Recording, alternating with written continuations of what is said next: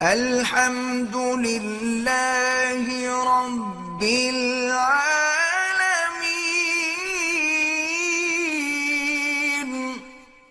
کہ حضرت حسن نے جب حضرت معاویہ کے ہاتھ پہ سلو کر لی، دیکھو حضرت علی اور حضرت معاویہ کی جو لڑائی تھی وہ ذاتی بغض کی بیس پہ نہیں تھی۔ اگر وہ ذاتی بغض کی بیس پہ تھی قرآن کی آیت غلط ہو جائے گی۔ قرآن کہہ رہا ہے رحماء بینہم، یہ آپس میں کیا ہیں؟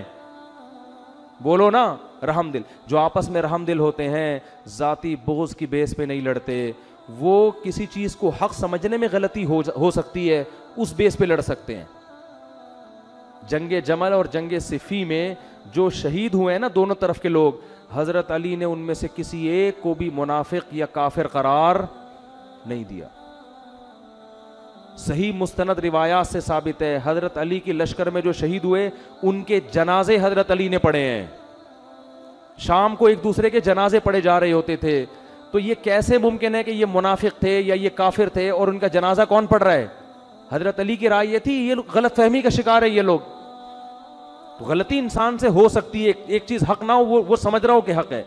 اور جب حضرت علی کے بیٹے حضرت حسن نے حضرت معاویہ کے ہاتھ پہ بیعت کر کے اس اختلاف کو ختم کر دیا، پھر اس بیس پہ اور دیکھو حضرت معاویہ کے دور خلافت میں نہ حضرت حسن کبھی حضرت معاویہ کے خلاف کھڑے ہوئے اور نہ حضرت حسین، دونوں میں سے کوئی بھی حضرت معاویہ کے خلاف نہیں کھڑا ہوا، کیونکہ جن شرائط پر صلح ہوئی تھی حضرت معاویہ نے ان تمام شرائط کا لحاظ رکھا ہے۔ ان دونوں بزرگوں کی زندگی میں پوری زندگی خیال کیا، تبھی یہ دونوں کبھی حضرت معاویہ کے خلاف کھڑے نہیں ہوئے۔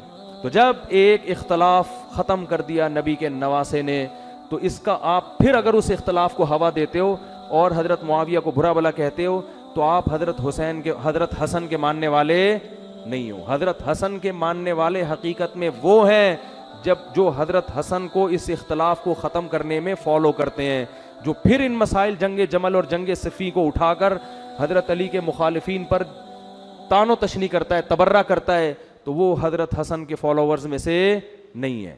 کہ حضرت حسن کی منشا تھی لڑائی کو ختم کرنا، جب کر دی تو اب آپ کیوں اٹھا رہے ہو اس بحث کو دوبارہ؟ کیوں پھر تبرہ کر رہے ہو اور کیوں ایسی باتیں کر رہے ہو؟ تو دیکھو جو ان کا مسلک ہے ان پہ جچتا ہے۔ آپ اپنے ایمان کو محفوظ رکھو۔ اہل سنت والجماعت کا متفقن علیہ عقیدہ ہے کہ صحابہ میں سے کسی کو بھی برے الفاظ سے یاد کرنا جائز نہیں ہے۔ آپ اپنے متفقن علیہ عقیدوں کو تحقیقات کی بیس پہ برباد مت کرو، ورنہ اللہ آپ سے علم کا اور عمل کا نور چھین لے گا، آپ سے نمازوں میں خشوع چھین لے گا اللہ تعالیٰ آپ سے۔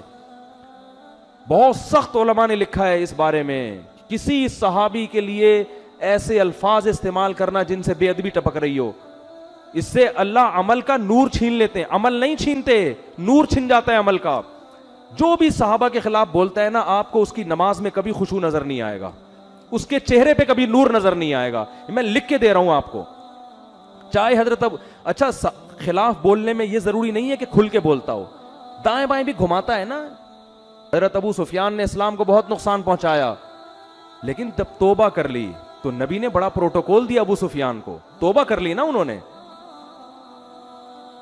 توبہ کر لی۔ حضرت عمر بھی تو حضرت نبی کو قتل کرنے کے لیے نکلے تھے، لیکن جب توبہ کر لی تو اب یہ نہیں کہہ سکتے کہ عمر کا تو ارادہ قتل کا تھا اور یہ تھے اور وہ تھے۔ بھائی جب توبہ کر لی تو اللہ نے کیا کر دیا؟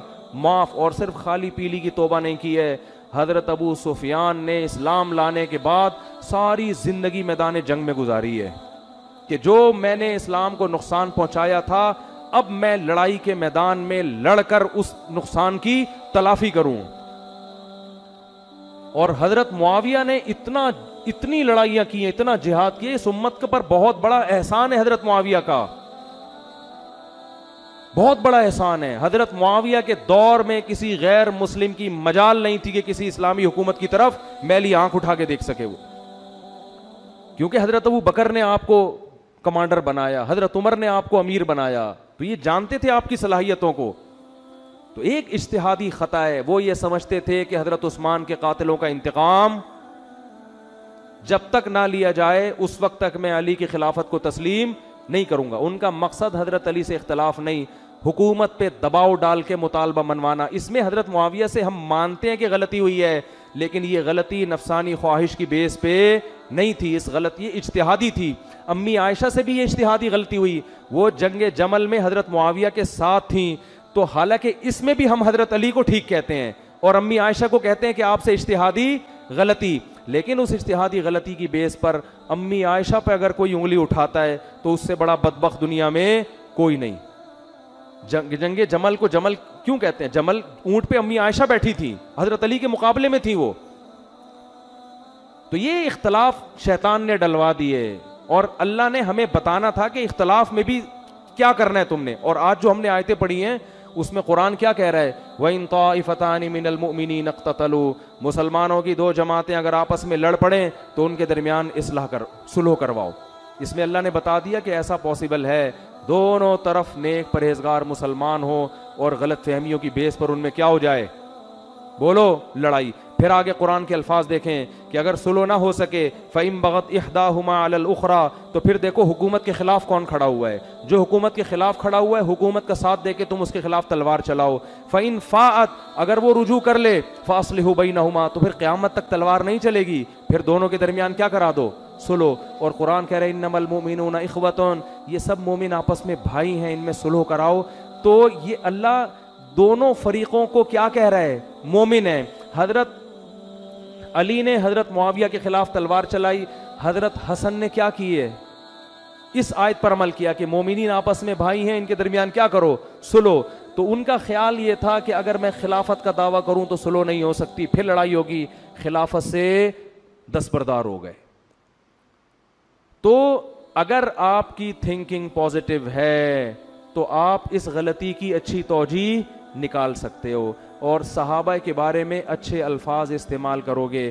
لیکن اگر آپ کے کھوپڑی میں خناس بھرا ہوا ہے، آپ کو منفی سوچنے کی عادت ہے، تو بھائی آج آپ حضرت معاویہ کو برا کہہ رہے ہو، کوئی بھروسہ نہیں ہے کل آپ باقی صحابہ کو بھی برا بلا کہو گے.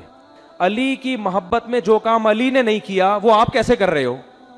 حضرت علی کی 2 لڑائیاں ہوئی ہیں، لیکن حضرت علی نے نہ کسی پر جہنمی ہونے کا فتویٰ لگایا، نہ کسی پر منافق ہونے کا فتویٰ لگایا، نہ کسی پر کافر ہونے کا فتویٰ لگایا. شہداء کے جنازے پڑھے حضرت علی نے. اور پھر آپ حضرت حسن کے بھی اہل بیت میں سے ہیں، ان کے بھی قائل ہو.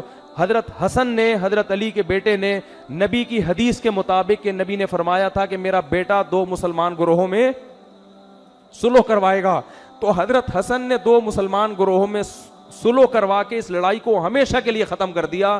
تو اب آپ اس کو ہوا کیوں دے رہے ہو؟ آپ کس بیس پر آپ اس کو میڈیا کی زینت بنا کے صحابہ پہ تبرہ کر رہے ہو؟ تو یہ بات خوب یاد رکھو، حضرت علی، حضرت معاویہ اور ابو سفیان سے ہمارا تعلق صرف صحابہ کی محبت والا نہیں ہے، بلکہ ایک بہت بڑا رشتہ کیا ہے کہ نبی کی بہن، حضرت معاویہ کی بہن اور ابو سفیان کی بیٹی کس کے نکاح میں ہیں؟